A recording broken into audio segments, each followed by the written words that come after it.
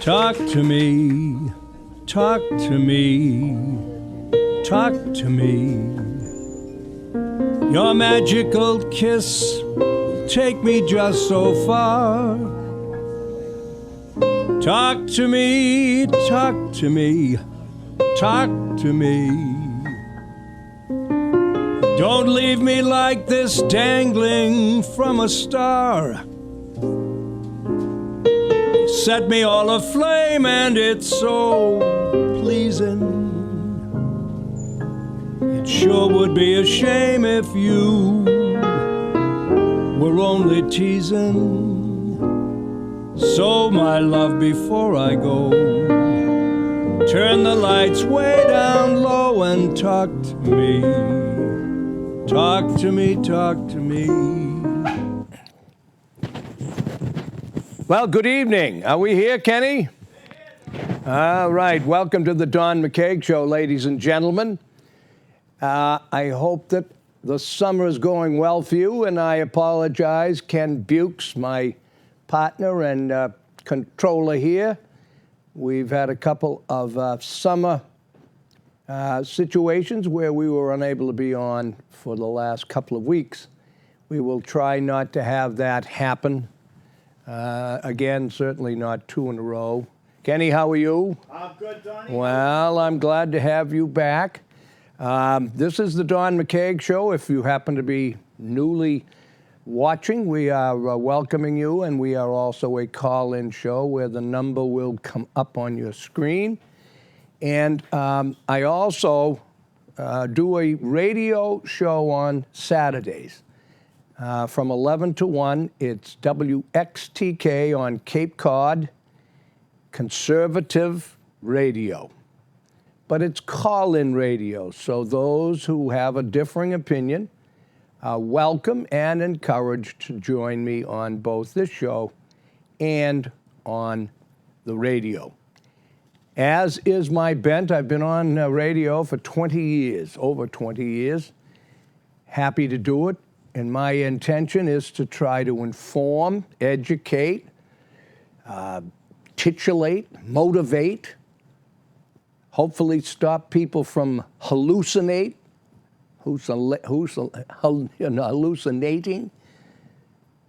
What we don't want to do is imitate. So that is the idea. And again, this country is in such deep trouble. All you have to do is watch the news, even with the bias of the news, the regular media. As a former educator for 12 years plus, I've continued to try to do that as a restaurateur and other businessman, and as I mentioned, by being on the air. No man is an island. John Donne, English poet, back in the 16th, 15th century, wrote that no man is an island entire unto himself. Every man is a piece of the continent, a part of the main. If a clod be washed away by the sea, Europe is the loss, as well as if a promontory were. Well as any manner of thy friends or of thine own were. Any man's death diminishes me, because I am involved in mankind.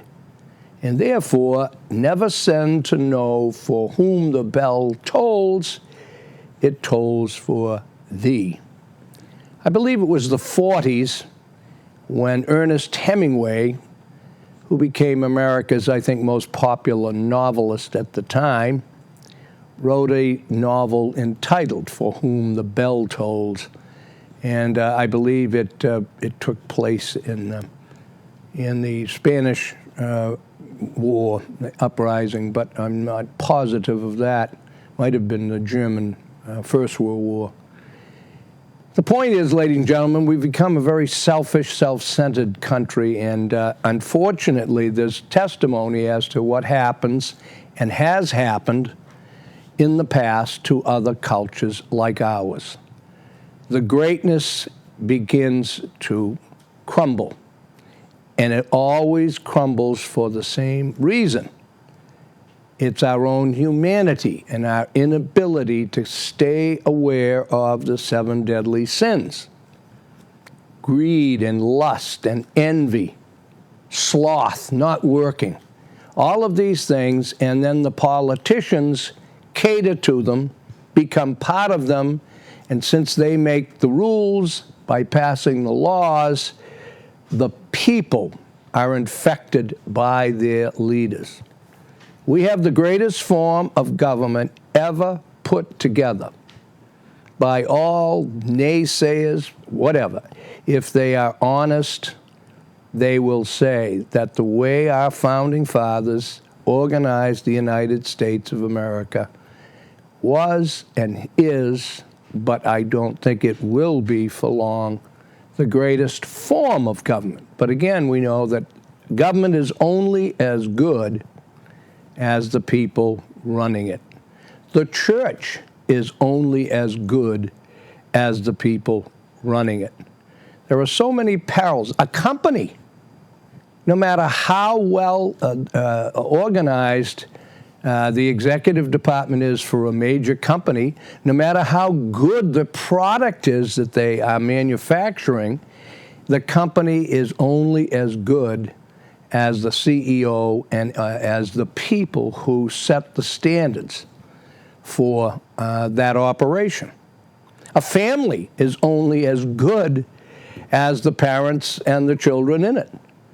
And that is only determined by behaviors usually learned in the past. And it's always going to hold true.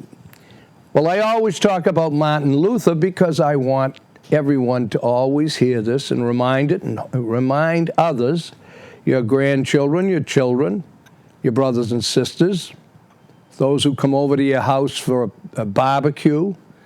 The point is, this is the time for us to start using history, using what God gave us a brain. God gave us logic, and we don't seem to be following that now.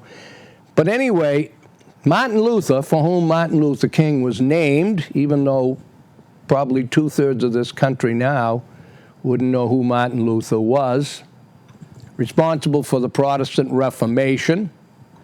We have a phone call. Well, we will finish this. I'll get right to it in a minute. But anyway, Martin Luther took on the entire Catholic Church. At that time, the absolute power of Christianity throughout the world. And cowardice asked the question, is it safe? Expediency asked the question, is it politic? Vanity asked the question, is it popular? But conscience asked the question, is it right? So cowardice asked the question, is it safe? And there comes a time when one must take a position that is neither safe, nor politic, nor popular, but he or she must take the position because his conscience, or her conscience, tells him it is right. We don't have enough conscientious people today now. We used to call them conscientious objectors during the war. Let's go to our caller, Kenny. Have we got a name on that call? Hello. Hi, Don. It's nice to hear your voice. Well, welcome. I am glad to hear from you. To whom am I speaking? This is Mark Lewis. How are you? Hey, Mark. How are you? Nice to talk to you. Nice to talk to you. What's on your mind? Well, you're talking about the consciousness of America and how we got to bring democracy back to the people. In the state of Oregon, they put on the ballot to pass doctor-assisted suicide, and it passed. In 4 states in America, they put on the ballot to legalize marijuana. I say, put the illegal immigration idea of deporting those people on the ballot. Let the people decide, not Trump. Well, Trump's not going to decide anyway. I don't know why he came into it. But, Mark, your beginning points were well taken. However, I don't know where Trump comes from. I've always said it should be on the ballot as far as illegal immigration. But your point that I don't know, I thought you were going to get to, we've lost him, right? Ken? Well, the point Oh, no, you're there. I'm sorry. The point I'm making is, you know, if you talked about how you have to register. I mean, for heaven's sake, it's just like these Democrats that don't want us to have to show identification to vote, but they don't have a problem with us showing identification to get a dump sticker. I agree with you, Don. But the thing is this, it takes like 75,000 votes, registered signatures to get something on a ballot in Massachusetts. And I say, if I was elected president, I suggest that we put all the issues on the ballot. Do you want to fight ISIS? Put it on the ballot. Do you want minimum wage to be $15 an hour? Put it on the ballot. I don't understand. These politicians and the people don't understand each other. The fact is, people are putting things on the ballot, and no politician out there stating such because we've taken jobs away from them. Yeah, well, the only thing I'll tell you this is just getting something on the ballot does not mean that they're going to enforce it. And when I ran for state rep in the year 2000, and the state of Massachusetts voted to minimize the state income to 4% or 4.2%. And it passed handily, and of course the legislature never enforced it, and the reason was they were all Democrats, and they knew they weren't going to get thrown out of office. But anyway, thanks a lot for the call, Mark. I appreciate it. Trump, we're going to get to Trump because I find it very interesting about Trump somehow popping into conversations as if he's some kind of a lunatic. Well, there's no question he's a persona. There's no question he's arrogant and that he's boastful. But there's also no question he's the only one I've heard in politics for a long, long time that actually knows what he's talking about. The other one was Perot. The public has forgotten that our politicians, just like Trump has said, are basically bought and paid for. And many of them, they have advisors. That's where they get their information from. They don't even have the knowledge or the experience themselves. We have to trust that they pick advisors who then tell them what they think. And that is what is dangerous. We have too many lawyers. We have too many colleges now that have law schools. When I was in college, in fact, I'm trying to think of who the Chief Justice was at the time, who admitted that the worst thing he did on his watch in the Supreme Court, the Supreme Judicial Court of the United States, was to allow lawyers to advertise. And he was right. But on top of that, the second thing was to lower the standards so that we have universities. If they want a law school, they have a law school. Now, some will say, well, that's only fair. What's fair? What's fair about it? Yeah, you want to be a lawyer, fine. But a lawyer needs cases. A lawyer needs people to be breaking the law. Therefore, lawyers become politicians. And why do you think politicians make more and more laws? Because breaking laws or having laws creates more business for lawyers. It's as simple as that. Now, I admire lawyers. This isn't bashing lawyers. But lawyers themselves, if they're honest, will admit to you, we've created ambulance chases. Every day we've got people looking for work because there's too many lawyers. The economy got bad on Cape Cod, where I live 40-plus years. And when it did, the real estate market went down. And when the real estate market went down, so did a tremendous part of lawyers' revenue. So the real estate market is integral to the legal system. But it also is why lawyers, I believe, I'm a former Democrat for years, a John F. Kennedy Democrat, and lawyers tend to vote Democrat. Why? Because the Democrats are run by liberals, and what do liberals do? They pass laws. there's more laws for lawyers to have cases with. And they take away our standard of living in the same process. Now, what's come up now is these laws with illegal immigrations, getting back to Mark. Illegals coming into this country with absolutely no real stopping them. Contrarily, they're actually being given special rights in courts. Ask police officers. Ask what the procedure is if they pull someone over, they don't have a legal license or a registration. Ask them if they take them to court all the time. Ask them what they do. You and me, different matter. It's not fair to the police, that's for sure. They don't want to do all the paperwork to have the judge say, oh, go ahead, let them go. Now, what kind of law is that? What kind of lawyers, what kind of a legal system do we have in this country when we had Martha Coakley, the highest legal authority in the state of Massachusetts, as Attorney General, make the statement that technically illegal wasn't illegal in Massachusetts? Not one judge, not one lawyer had the guts and the fortitude to say, wait just a minute here. This is my profession. You can't make a statement like that technically illegal isn't illegal. Got away with it. Why? Democrat, 1. 2, lawyers run the country. 3, 80% of the Congress are lawyers. They've never made a payroll. That's what makes Donald Trump so exciting for so many of us. Democrats, Republicans, independents, men, women alike. Don't kid yourself. He's exciting because he's opened up Pandora's box.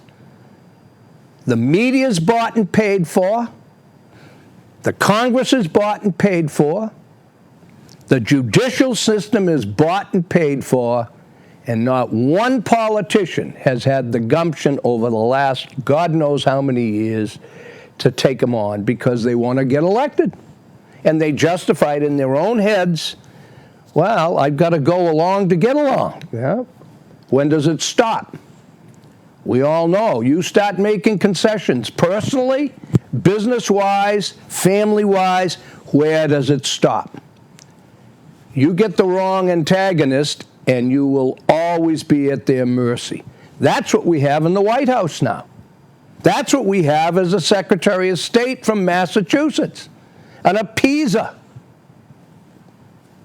Doesn't even know a treaty with Iran that is dangerous as can be. Democrats are even upset about it, but they are gutless within the ranks because they want to stay in that wonderful job. Their retirement is like $167,000 a year, plus the best health care for the rest of their lives. Do you think Jimmy Carter's paying for any health care now that he's sick, or any of the rest of them ever did? They call it universal health care. People like me, Kenny, we're now paying huge amounts of money for prescriptions that we never had to pay for. What? So illegals can come in here and get free health care. And you Democrats and you liberals think that's perfectly okay because it's not coming out of your paycheck directly. And that's why people like me have to continue to go on. And I don't care if there's 20 people watching this show. It's 20 that would not be listening and hearing the things that I know to be truth. Donald Trump is opening up the truth. I'll bet you right now our young people, and young I mean under 40, they don't know even what Pandora's box is. They don't even know the evils that have been kept under wraps here. If you look back at PBS, those wonderful shows, and I for some reason I've lost my mind again on the Irish fellow that does such a great job producing those. Anyway, the one on the men who made America. And it was J.P. Morgan, John D. Rockefeller, Andrew Carnegie, and then later Henry Ford, Edison, all these mega billionaires who were the reason that we had unions formed in the first place, because they were needed.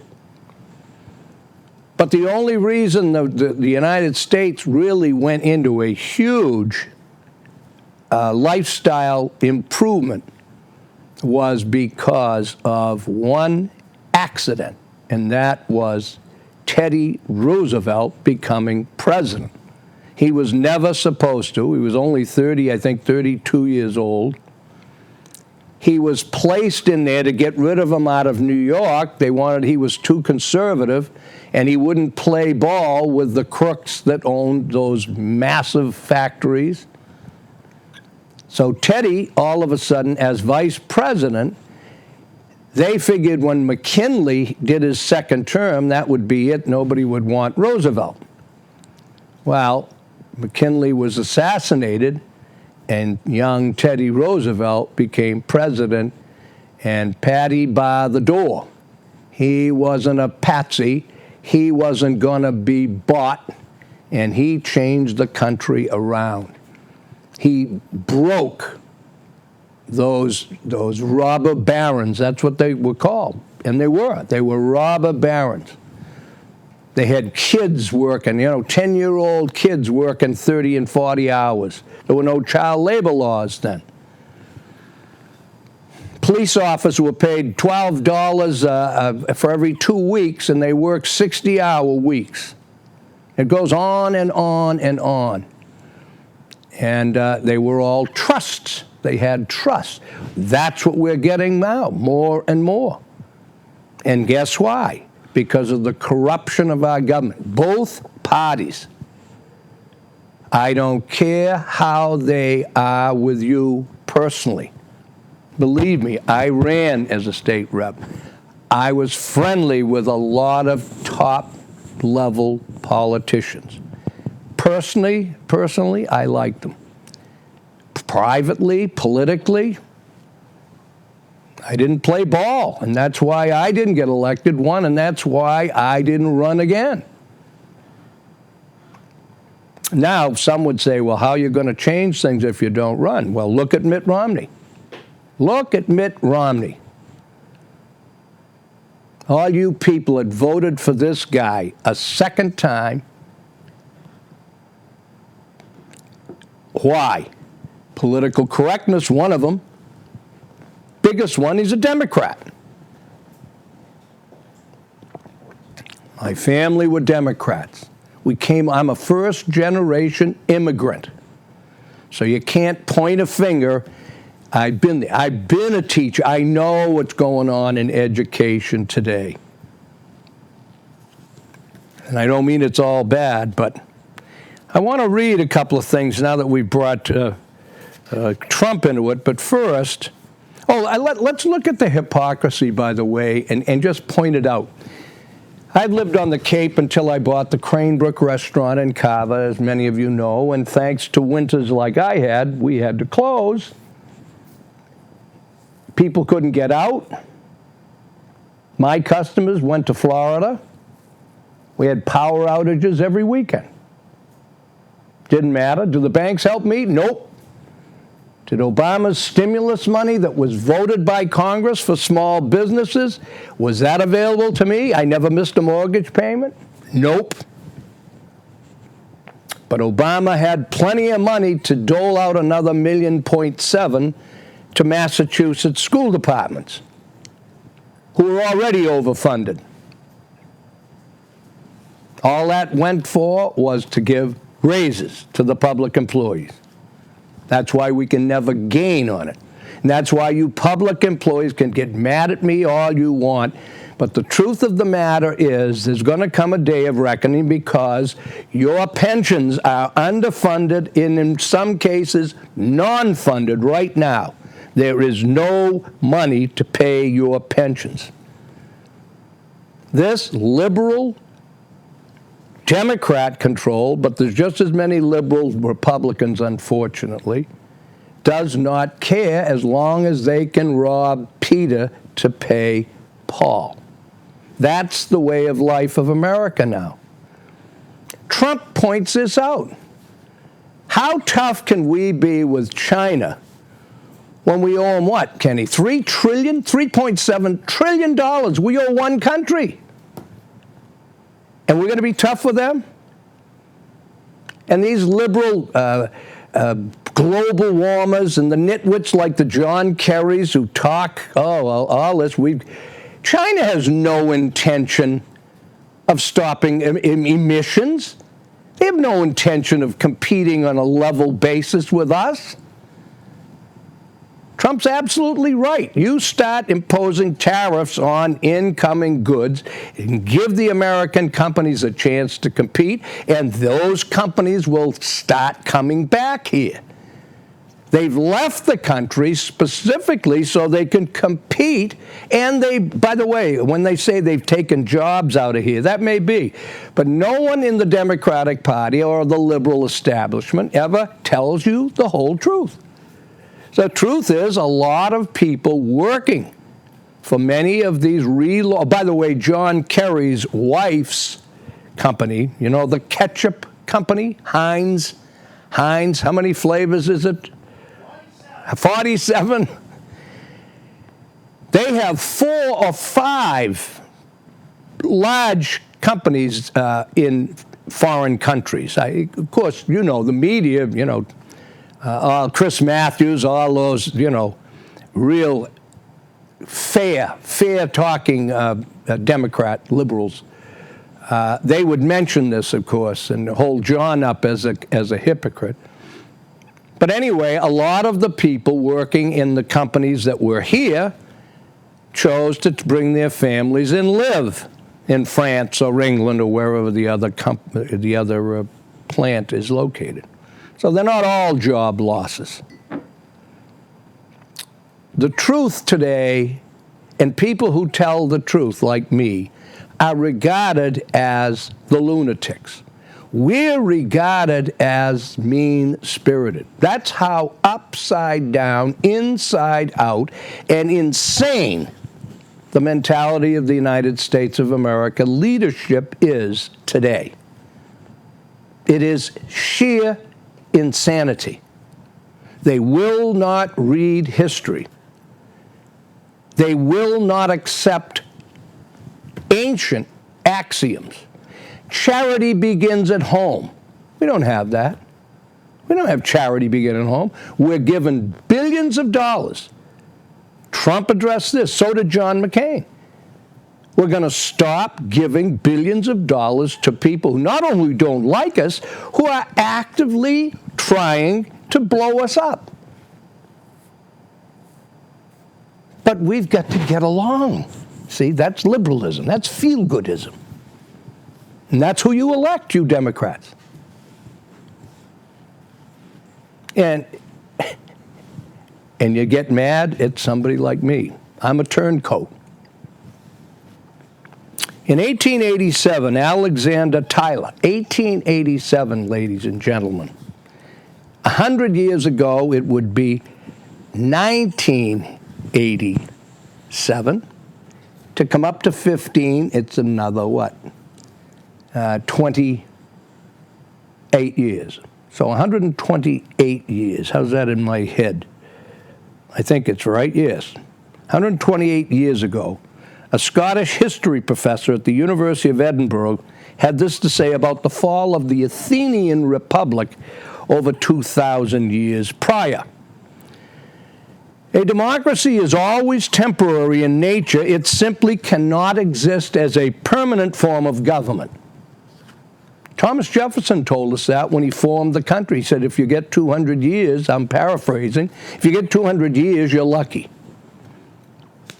But anyway, Alexander Tyler says a democracy will continue to exist up until the time that voters discover that they can vote themselves generous gifts from the public treasury. Which party does that, ladies and gentlemen? Well, they both do now. When you've got public employees, when you add in their benefits and their salaries, and they're making an average of, now this is not secretarial and custodial. We're talking about administrators and in some cases teachers and police officers. When they're making up to 30% more than an equivalent job in the private sector, you've got problems. Because public employees do not generate revenue. They suck it up.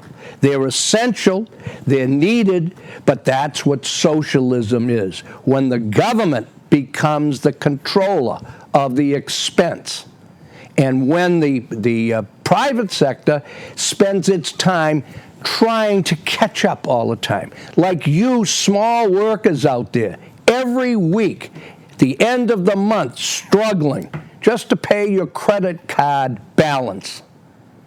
Or not even a balance, right? I know I'm talking. Those of you listening. You retirees doing without, driving a car for extra years because you can't afford to buy another one. What? So the superintendent of schools and so the towns can spend another $130 million to build a new school or a firehouse or a police station, only to then have the unions vote themselves a raise? Remember, the Boston Police Association last year, in this horrible economy, received a 28%, either 25 or 28, I think it might have been 25. 25 now, think about that. That's 1/4 of your total salary increase. And the city of Boston, and you and me, because we pay our state tax goes to Boston, they also have to match the Social Securities withheld from every one of those public sector employees, just like the private sector does. My restaurant, other people's restaurants, retail, downtown Plymouth, all those snowstorms last winter. How do you think they did down there? Did the public employees lose any money? Au contraire, in some cases, some of them were out plowing and doubling their money. Good for them. I'm not anti. I'm just talking about what is wrong with America today financially. We're giving billions of dollars away to companies, to countries that want to blow us up when we have private citizens losing their homes because they've lost their jobs here or they've had their companies closed. And that's fair, you liberals? That's the kind of charity begins at home.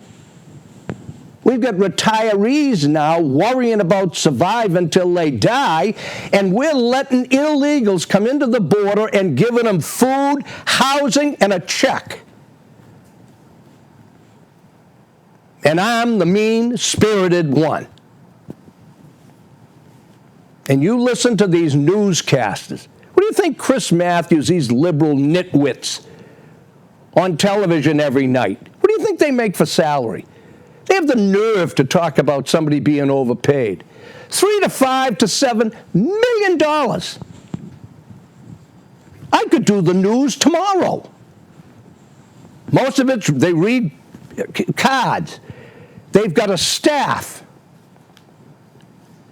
And tell me about how moral they are in front of you every night, just right now.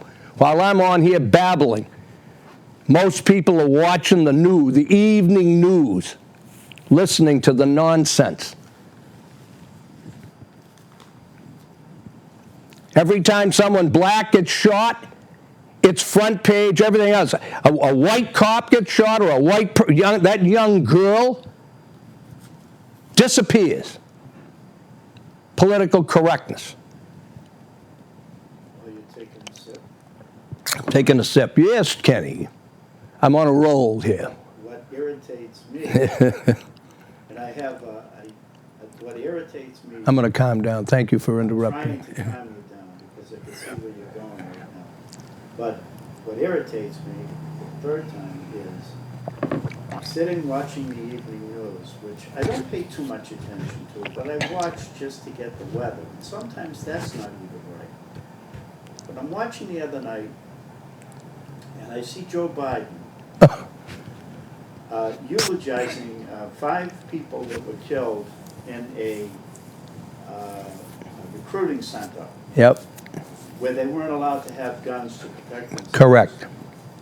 And then the next section of the news, they go right from Joe Biden eulogizing these people at a ceremony, and then they show the fearless leader of this country of ours playing golf with Clinton. Yeah, somebody told me that. Why weren't they? Yeah.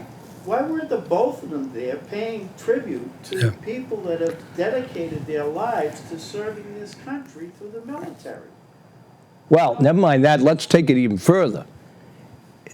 See, today's country, today's pro-democrat, pro-liberal media, and, of course, the people who watch it who don't have a brain of their own, why was there no criticism? If that was George Bush playing golf, you know, just like that fiasco in France where people were blown up, and John Kerry, our illustrious Nantucket resident, Boston man who pays 12 or 13 grand to move a hydrant on Beacon Hill out of his, his parking spot.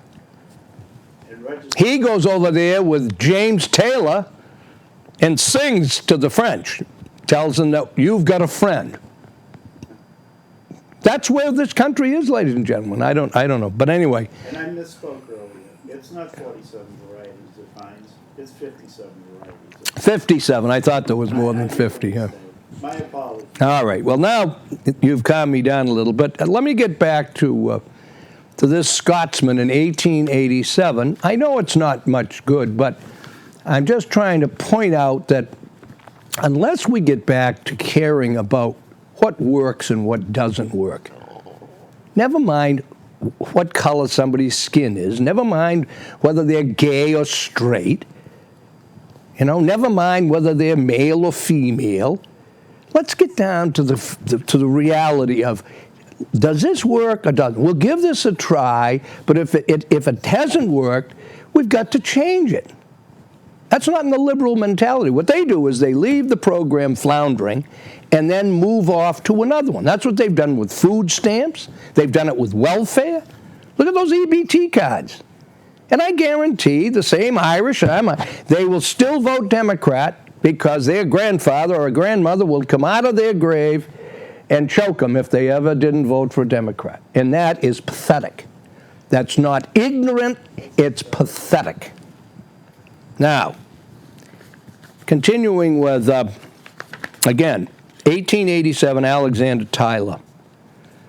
It's time that voters discover that they can vote, that's when the problem happens. Gifts from the public treasury. From that moment on, the majority always votes for the candidates who promise the most benefits from the public treasury, and the result that every democracy will finally collapse over loose fiscal policy. There it is. He wrote this in 1887, which is always followed by, guess what? A dictatorship. Now people say, oh, that's never going to happen here. Are you kidding me? We got one right now. We've got Republicans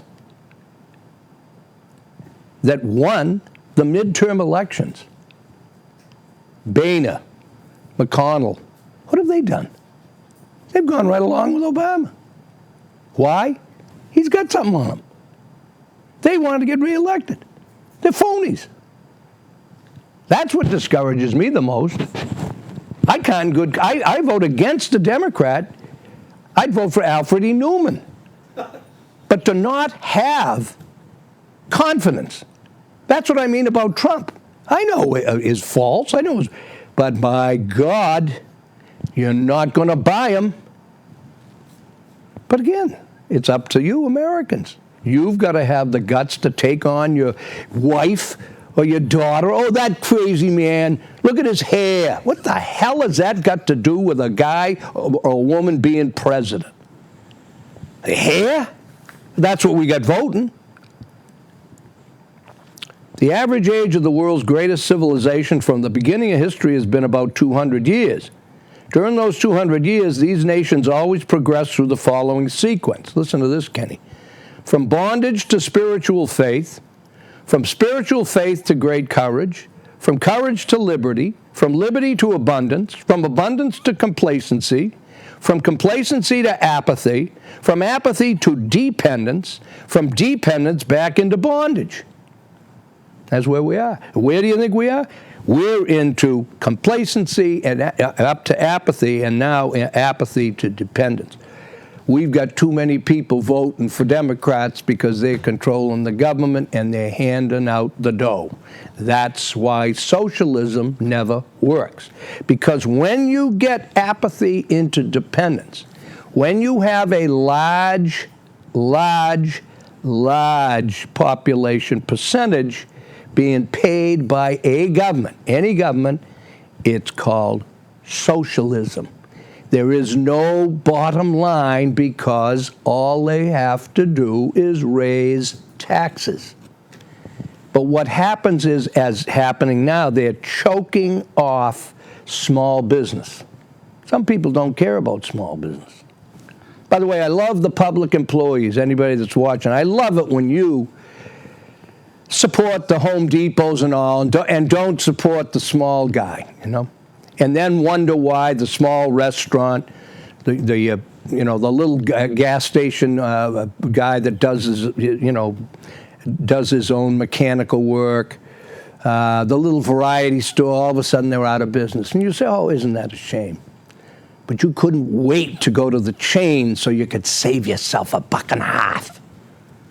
You phonies. And if I seem bitter, it's because I'm bitter. Because you're phonies. The doctors and the lawyers and all the people with dough squeezing a buck everywhere they can. It used to be one hand rubs the other. Not in cheap, selfish, self-centered America today. So here we go. The United States of America, born 1776, died 2016. Doesn't hurt to read this several times. Professor Joseph Olson of Hamline University School of Law in St. Paul, Minnesota, points out. Now, here's something, Kenny. Listen to this, folks. And if this isn't frightening about what goes on and why. Remember the Democrats wanted to eliminate the Electoral College? Yes, I remember that. All of a sudden, they changed their mind. And you know they would change their mind if they found out it was fair. Of course they would, right? If it was fair, the Democrats would make sure we changed it. Without a doubt. Without a doubt. Well, listen to the election between Obama and Mitt Romney. Now, I didn't know this. I'll bet you didn't. Guess who won the most states in that election? I thought it was Mitt. But by how big a I thought maybe it was 7-6. It Wrong. was the electoral votes that... 29 states Mitt Romney won. Right. Obama won 19. Now let's look at the square miles of land of the two. Square miles, 580,000 square miles of actual territory of the United States went to Obama. 2,427,000 square miles of land went to Mitt Romney. The population of counties won by Obama, 127 million. Romney, 143 million. Wow. Murder rate per 100,000 residents in counties won by Obama, 13.2%. Romney, 2.1%. See, now the liberals would say, oh, but that's because the elite voted for Romney. It's all the elite. Those are those money grabbers. Those are those land grabbers. I have heard that statistic before. Professor Olson adds, in aggregate, the map of the territory Romney won was mostly the land owned by the tax-paying citizens of the country. Obama territory mostly encompassed those citizens living in low-income tenements and living off various forms of government welfare. Oh. Olson believes the United States is now somewhere between the complacency and apathy phase of Professor Tyler's definition, with some 40% of the nation's population already having reached the total government dependency phase. 40%. We know that. And that's the 40%, the 27, whatever, that Romney got in trouble with that nitwit media who makes $3 to $5 million to read cards on and give you the news, those experts. Right. Those phony, hypocritical crocs that you watch every night. If Congress grants amnesty and citizenship to 20 million criminal invaders called illegals and they vote, then we can say goodbye to the United States in fewer than 5 years. I believe that. There it is. There it is. Now, let's look at another thing. Oh, by the way, this is what I wanted to say about the hypocrisy. Did you see this about the, again, hypocrisy of government? Now, I've been on the committee to save the Nantucket Sound, you know, down on the Cape. With the wind power. They want to put 132 windmills down there. Right. And, of course, the la-di-da, tofu-eating, bicycle-riding lovies, they're all for it, of course. Now, if Texaco wanted to put, or ExxonMobil wanted to put one oil rig out there, just one, how far do you think it would go? OMG. Even if it was going to give oil that would lower our, you know. Nowhere. Well, it wouldn't get out of Joe and Nemo's hot dog stand in Boston. It wouldn't. No, it wouldn't. This is still going on because Obama's for it. Ted Kennedy was against it. Bill Delahunt was against it. Why? Too expensive, one, and because it's located in one of the pristine areas of Cape Cod, around which, by the way, we have commuter airlines, where there's a lot of fog, by the way. Those towers could be hidden. Someone in a commuter airline could be, you know. It's going to have lights. It's going to have birds killed. We also have vessels, you know, ferries going back and forth. Doesn't matter to liberals. They don't care. And they attacked Ted Kennedy, young Teddy Jr., Bill Delahunt, anyone else who was against it as NIMBY, not in my backyard. Had nothing to do with that. Nothing. Kennedys can't see those from their place unless it's this particular kind. I live there, so I know. It had to do with the fact, as was pointed out by no less than Bobby Kennedy Jr., who I talked to about it 5 years ago. It was pointed out that the cost was pretty much almost 2.5 times anyway. We could buy the wind energy in New Hampshire, Vermont, pay the companies there for 14.6 kilowatt. 14.6 cents per kilowatt hour. In Nantucket Sound, 37 cents. Again, liberals do not care, ladies and gentlemen. Do you understand? They will not take no for an answer no matter what. Well, anyway, here we go with the government. What they did, why I bring that up, if you remember, the oil spill in Buzzards Bay. Yes, I remember that. Yes. That was all over the world, for God's sake. How many millions of dollars to clean that up? Oh, and, again, oil. It's a natural ingredient. Yes, birds were killed. Yes, property was oiled and messed up. Yes, some scallop beds. Yes, it was an accident, okay? But those companies, who who was that? It wasn't ExxonMobil. It was that English. Was it the yellow and green one? Yeah. Drawing a blank. Not well. You're not any help to me today. I've asked you two things and you don't know them. Well, you know the reason. Well, anyway, I should know too, and that's my fault. It's not Hess either. But Would it be Shell? no. But anyway, I'm losing it. But anyway, it doesn't really matter. It's just a private company. They had trillions, and all the liberals, all the tofu eating feel-gooders. They went berserk. And of course, the press runs with it because, of course, businessmen, all of us, we're evil. There's not a businessman, 1 in 10,000, that cares about their employees. Nobody does. Nobody cares about them. The only one that cares is the government. That's right. Well, anyway, and of course, we had we had the clams, and we had all these innocent animals, shellfish. They're all dying. The terns and never mind the piping plovers. I mean, the do-gooders must have shipped them down to Florida and gotten them a private suite where they could have their eggs, warmed. They're out of their minds. I tell you, this country and liberals are out of their minds.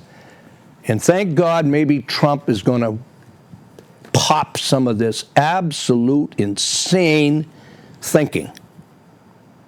Well, anyway, here we go. Down in toxic sludge flows down the Animas River through Durango, Colorado on August 7th after the Gold King mine north of Silverton, Colorado, spilled heavy minerals into the river. Now, even the report in the picture by AP, did they say why? Now, that sounds right, like the Gold King mine spilled heavy minerals into this is what I mean about the disingenuous, immoral, rotten press. Only in the article do you find out it had nothing to do with the Gold King mine. The mine has been shut down for 80 years or whatever. Wasn't it EPA? It was EPA experimenting and opening up the mine. A valve they shouldn't have opened. Yeah. Opened it up. Looked like a torrent of orange Julius, only it was poisonous. The latest idiocy from the Obama regime began when the Environmental Pollution Agency bulldozed into a long-sealed mine.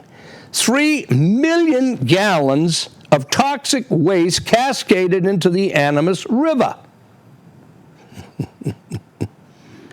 Now remember what they did over Cecil, the lion that got killed, right? Right, Kenny? Imagine Cecil, that was worldwide evil, that this guy went and killed a lion. Now, you'll never read a report of just how much wildlife was killed by the EPA. Never. Never. I believe that question was asked, and it went unanswered. Of course, and they're allowed to not answer because the press will not follow up on any Democrat. But what they point out in here is Mitt Romney. Remember, Mitt Romney's name came up because the guy that killed the lion had donated money to the Mitt Romney campaign. Can you imagine, you people who vote Democrat, who literally give this press corps today any credibility? When I say insanity, it is the definition of insanity, is liberalism today.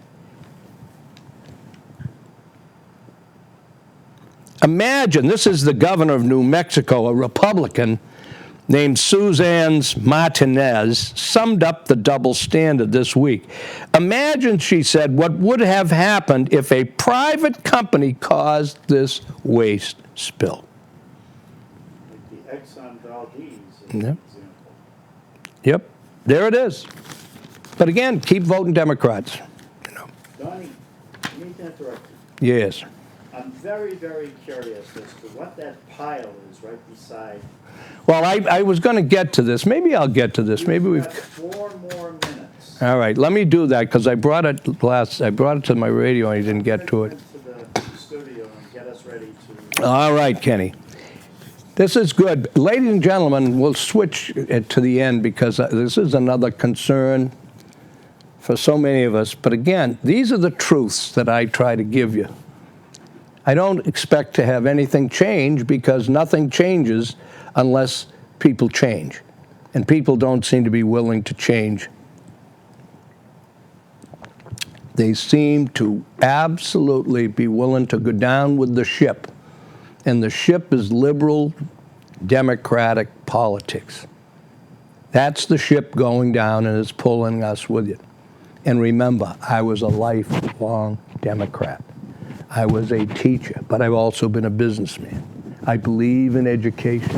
I used to believe in the Democratic Party when it was a centrist party under John Kennedy. My friend Ed King, former governor, finally left in, I think, 87. He got thrown out by Dukakis, the second term after Dukakis had put us into the tank once. The liberals got him in again, and he put us into the tank again. That was enough for me and the Democratic Party.